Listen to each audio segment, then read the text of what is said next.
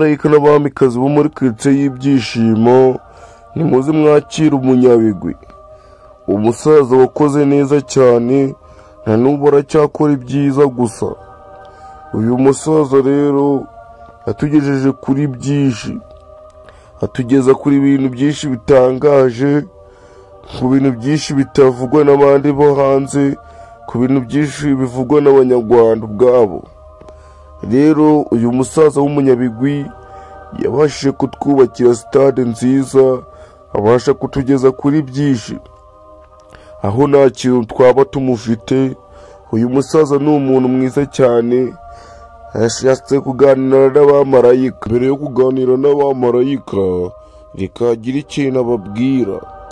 Kandi uyu musaza ibintu byose avuga abavugisha ukuri, nuko nawe ni umunyakuri. Uyu musaza nakunda umuntu umuhanurira ubusa cyangwa umubwira ibinyoma. Uyu musaza rero niyo mpamvu mbabwira, uyu musaza ukuri kwe kuba mu mutima we. Uyu musaza niyo mpamvu yabashije kuba yagera ahangaha kugira ngo abashe kuba yakwegererayo. Uyu musaza rero yatugejeje kuri byinshi. Wowe uhakana ko atatugejeje kuri byinshi, andika muri komenti bitubwire. Twebwe yatugejeje kuri byinshi nk'abanyarwanda.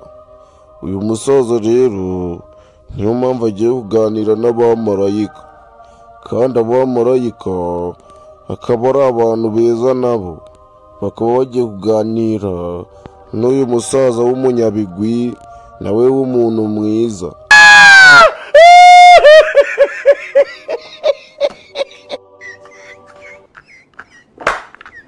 Ikintu kiba cyiza cya mbere ni uko tugiye kubanza twavuga ibigwi bye kugira ngo abashe kuba yaganira n'umwami wacu Gaburiyeli.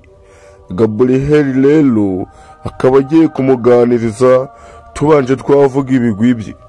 Uyu musaza rero yakuye u Rwanda ahantu habi, akaba yararugejeje ahantu heza.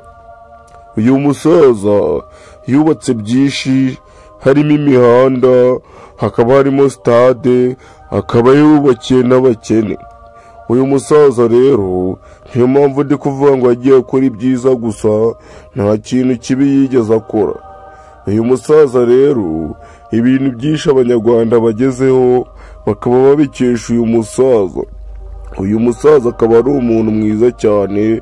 Kugira ngo aganire n'umwami wacu Gaburiyeli, agiye kubanza dusuhuze, atwibwire n'uburyo ari umuntu mwiza. Kandi namwe mugomeze mutege amatwi mumwumve, kuko ni umuntu mwiza.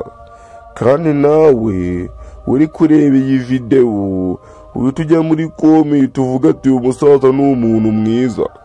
Kandi nawe utabyemera, Imana izaguhana, kuko impamvu twemera ni uko uri umuhakanyi.